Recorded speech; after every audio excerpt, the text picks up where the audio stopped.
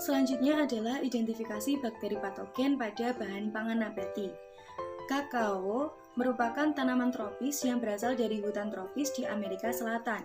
Berdasarkan jenisnya, tanaman ini diklasifikasikan menjadi 3 jenis, yaitu Criollo atau kakao mulia, Forastero atau kakao lindak, dan Trinitario yang merupakan hasil perkawinan silang antara kakao jenis Criollo dan Forastero menurut Susanto tahun 1994.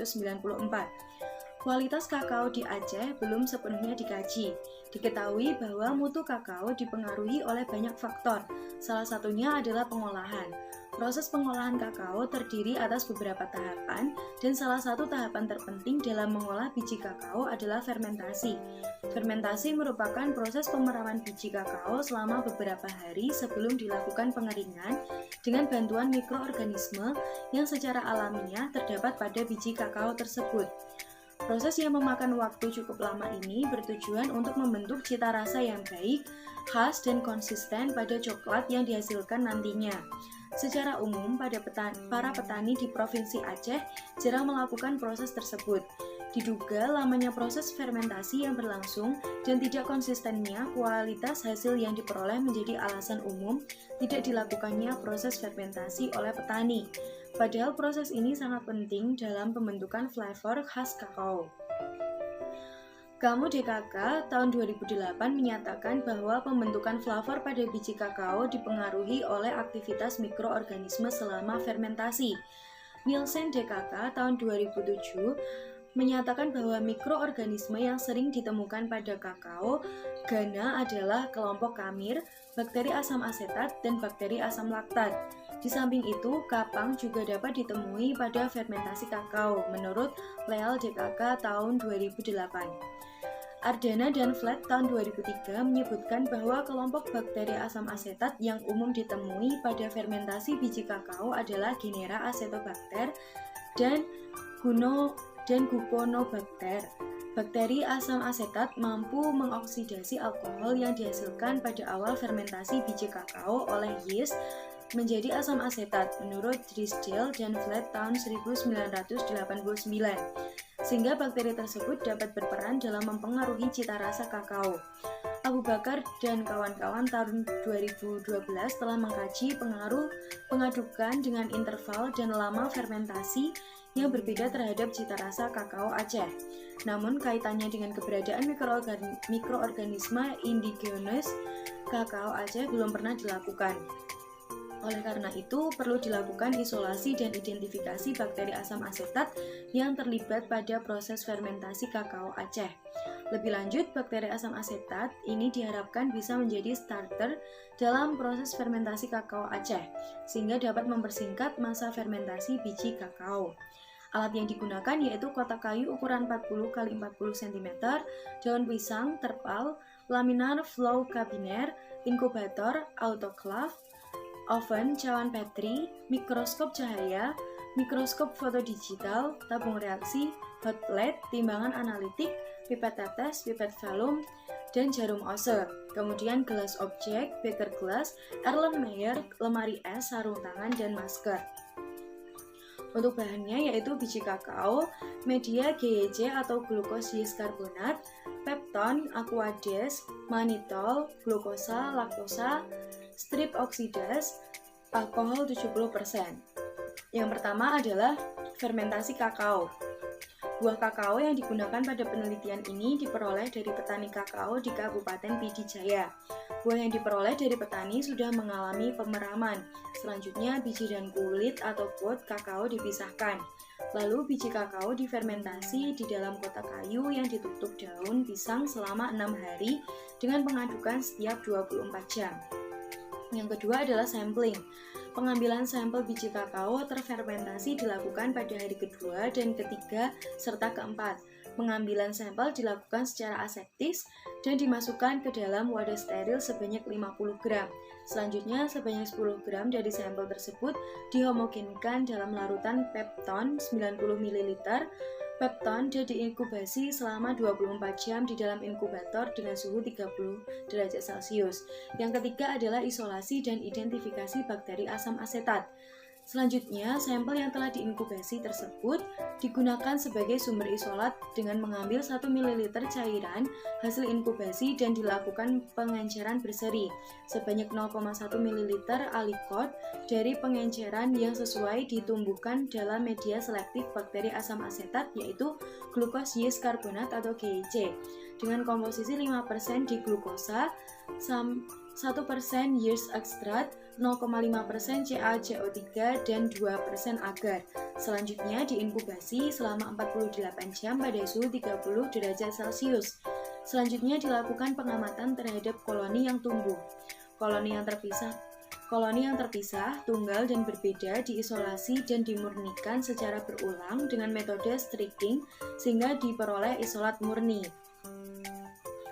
Isolat murni selanjutnya diidentifikasi dengan melakukan pengamatan terhadap karakteristik morfologi koloni dan sel serta karakteristik biokimia dan fisiologis yang terdiri atas uji perwarnaan gram, oksidase, motilitas, fermentasi karbohidrat, glukosa, laktosa, dan manitol, produksi H2S, dan pertumbuhan sel pada suhu 15 derajat Celcius. Yang keempat adalah analisis data. Penelitian ini merupakan penelitian laboratorium eksploratif. Data yang diperoleh dari penelitian ini ditampilkan dalam bentuk gambar dan tabel. Data dianalisis dengan secara deskriptif. Kemudian hasil dan pembahasan. Yang pertama atau A adalah karakteristik isolat bakteri asam asetat. Pada tahap isolasi awal diperoleh 14 isolat murni dugaan bakteri asam asetat. Seluruh isolat selanjutnya dikarakterisasi lebih lanjut berdasarkan karakteristik morfologi koloni dan sel serta karakteristik biokimia dan fisiologi sel. Diperoleh 3 kelompok isolat murni yaitu F1, F2, dan F3. Secara keseluruhan, karakteristik ketiga isolat dapat dilihat pada tabel 1. Kemudian, ini adalah tabel satunya. Berdasarkan tabel 1, terlihat bahwa bentuk koloni yang dihasilkan seluruhnya berbentuk sirkular atau melingkar dengan permukaan halus. Karakteristik morfologi koloni ini merupakan upaya pengujian awal atau preliminary evaluation dalam mengidentifikasi jenis bakteri dan tentu saja tidak dapat langsung mengidentifikasi jenis bakteri yang dimaksud. Identifikasi selanjutnya dilakukan secara mikroskopis dengan melihat bentuk sel dan pewarnaan gram. Uji gram merupakan dengan pewarnaan gram, bentuk sel juga dapat terlihat dengan jelas. Dalam penelitian ini, bentuk sel yang diperoleh bervariasi yaitu kokus, basil hingga kokobasil, sebagaimana terlihat pada gambar berikut. Kemudian bentuk bakteri asam asetat memang bervariasi mulai dari bentuk ellipsoidal yaitu kokobasil, kokus hingga basil serta karakteristik pentingnya adalah bersifat gram negatif menurut Han Mounjay pada tahun 2007.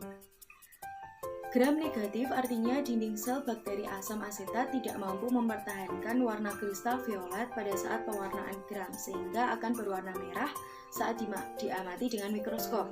Hal ini dipengaruhi oleh komponen kimia dinding sel bakteri terutama kandungan peptidoglikan dan lipid. Berdasarkan komposisi bakteri dibagi menjadi 2 kelompok yaitu gram positif dan gram negatif. Proses dekolorisasi pelarut pada saat uji pewarnaan menyebabkan kerusakan signifikan pada permukaan sel bakteri gram negatif dan hanya kerusakan terbatas pada bakteri gram positif. Hal ini menunjukkan bakteri gram negatif lebih bocor atau yang menyebabkan sel-sel kaya lipid berbanding tipis ini kehilangan pewarnaan kristal violet. Bakteri gram negatif memiliki lapisan peptidoglikan yang lebih tipis yaitu 10% dari dinding sel dan kehilangan kompleks atau CV iodin selama dekolorisasi menurut Tairu tahun 2014. Pada uji motilitas, masing-masing isolat yang diuji ditusukkan ke dalam agar menggunakan needle. Selanjutnya diinkubasi selama 48 jam dengan suhu 30 derajat Celcius.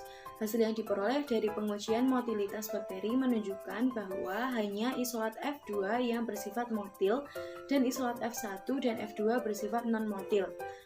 Hal ini dapat dilihat dari pertumbuhannya yang tidak menyebar pada medium pertumbuhan tersebut. Motilitas isolat bakteri asam asetat dapat bervariasi dari motil hingga non-motil. Namun pada penelitian Arifuzam dan kawan-kawan tahun 2014, seluruh motilitas berkaitan dengan keberadaan flagel yang bertanggung jawab terhadap motilitas bakteri adalah flagel. Flagela ini dapat terlihat di luar sel atau tersembunyi dalam sel menurut Minamino dan Imada tahun 2015. Menurut Terasima tahun 2017, motilitas dapat menjadi atribut virulensi penting untuk bakteri patogen dan juga berperan dalam simbiotik mutualisme. Narakuma, Nakamura, dan Minamino tahun 2019. Hasil uji oksidase menunjukkan bahwa seluruh isolat bersifat oksidatif negatif, oksidas negatif.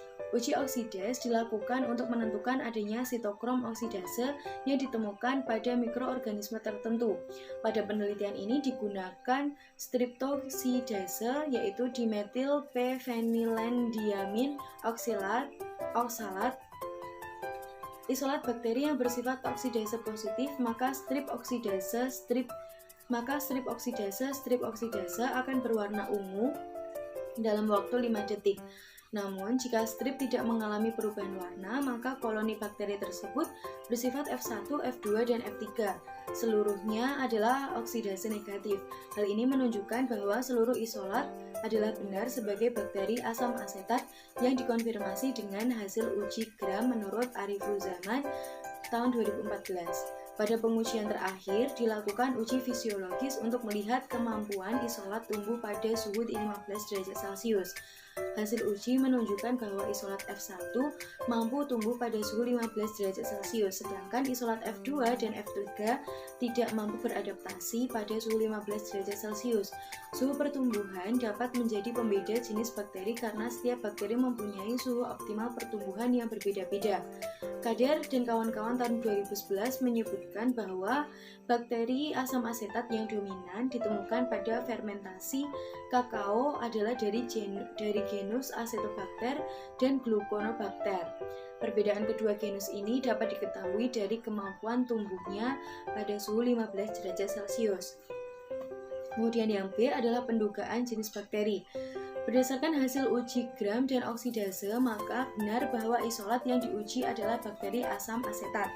Hasil pengujian lanjut secara biokimia dan fisiologis menunjukkan bahwa karakteristik isolat F1 adalah mampu memfermentasi glukosa dan manitol, tidak mampu memfermentasi laktosa, dan dapat tumbuh pada suhu 15 derajat Celcius. Isolat bakteri F1 diduga merupakan jenis bakteri Gluconobacter sp, di mana sifat spesifik dari bakteri Gluconobacter sp adalah isolat yang dapat tumbuh pada suhu 15 derajat Celcius dan bereaksi positif pada jenis gula manitol. Kader dan kawan-kawan 2011 dengan menggunakan pengujian sifat fisiologis yang sama, isolat F2 dan F3 diduga merupakan jenis bakteri Acetobacter sp. Dugaan ini diperkuat dengan sifat fisiologis isolat bakteri yang tidak mampu tumbuh pada suhu 15 derajat Celcius serta tidak mampu memfermentasi gula manitol.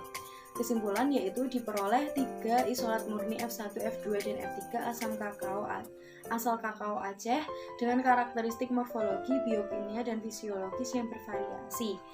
Berdasarkan hasil uji tersebut, isolat F1 teridentifikasi sebagai genus Gluconobacter sp, sedangkan isolat F2 dan F3 adalah genus Acetobacter sp. Perlu dilakukan uji molekuler untuk dapat mengidentifikasi bakteri hingga tingkat spesies, serta perlu dilakukan karakterisasi kemampuan ketiga isolat sebagai starter dalam fermentasi kakao Aceh. Mungkin hanya itu yang dapat saya sampaikan. Semoga video ini dapat bermanfaat bagi kita semua. Mohon maaf apabila ada kesalahan. Saya pamit. Terima kasih. Wassalamualaikum warahmatullahi wabarakatuh.